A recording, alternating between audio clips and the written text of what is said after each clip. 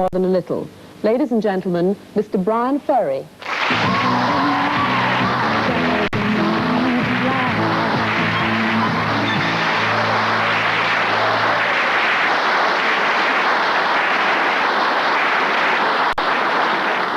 Brian, it's really good to welcome you here tonight. Are you recovered? I understand that you had a slight collapse. Much better, thanks. Yeah. Yes? Yeah. What was it? Anything we should know about or anything we shouldn't know about? No, we're burying it at the moment. No, it's all past. Yeah. But it's really nice to have you here because I've never seen you on a sort of conversation show before.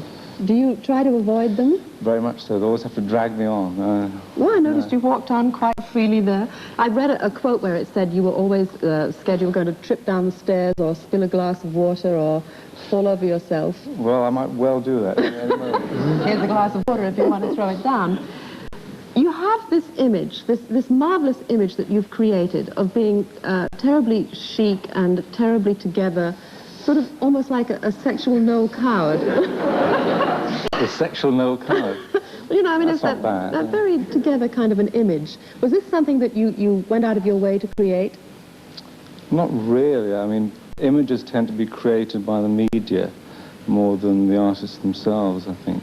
You tend not to really think about anything that you do. You just do it. Yeah. And people sort of comment on it. They sort of write things about what you do and exaggerate.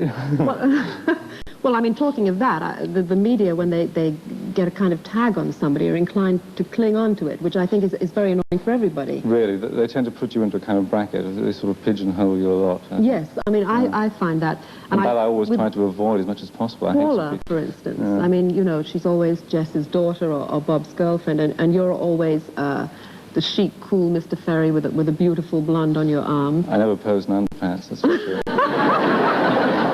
I wanted to ask you about that. Did she really ask you? I don't know. I mean, maybe she asked somebody, and I don't know, maybe they weren't paying enough money for it. I don't know. Oh. They must have said no.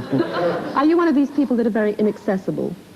Well, I try to be, because I like to do my work and keep the rest of my life sort of very, very private. So that if somebody wants Privacy to get to you, they've got to go through a manager and a couple of agents. A labyrinth of people. It's rather good, actually, because then you can get on with your work, right? Yeah.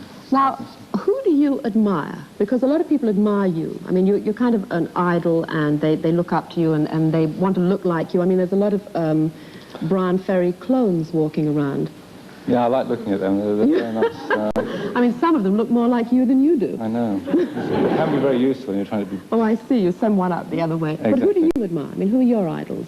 Lots of people. I mean, lots of different musicians, you know, from different periods. I mean, I'm very eclectic in my tastes. When you started in rock and roll, who?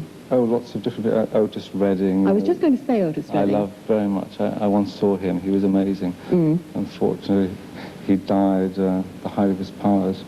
Lots of different people. Buddy Holly, did you? Yes, like he was very good. Yeah. And today, who do you admire today? Well, you, of course. Of course. I don't know, lots of different people.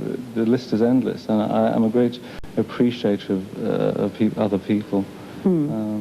If you were going to play music for your own personal taste, what kind of thing would you put on the record player?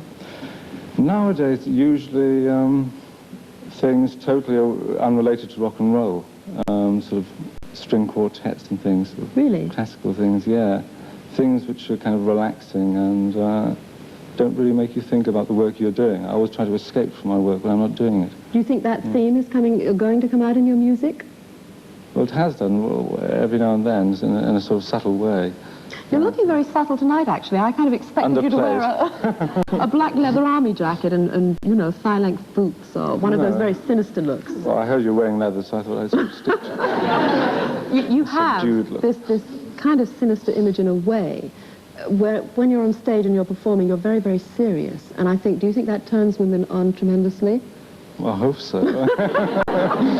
I must say, I remember seeing a Top of the Pops or something like that a couple of years ago, where you're very sinister in the middle, and you had these girls in kind of uniforms, very tight waists and huge bums, and they're kind of rocking and rolling at the side.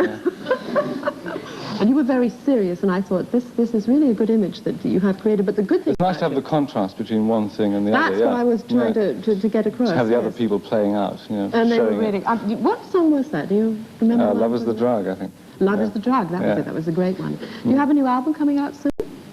Maybe next year, I don't know.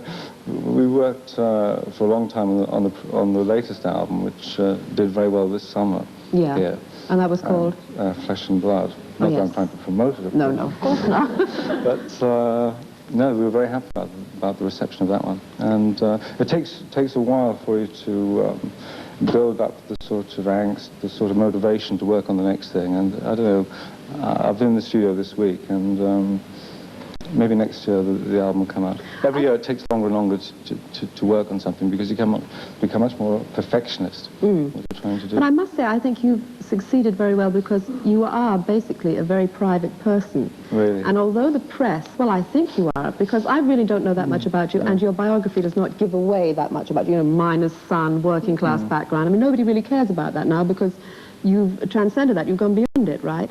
But you have got this image, well, he goes out with beautiful girls, but we don't really know about it because a gossip column can say one day he was seen with so-and-so, but you probably just said hello at a party, right? That's very true. I mean, you can just be seen once or maybe twice with somebody, and then they start marrying you off immediately. You know? Yes, so who you actually go out with and what you actually do, since your well-publicized romance, which I won't mention, you have managed to keep it extremely private. Which is not easy, you learn is from it? your mistakes.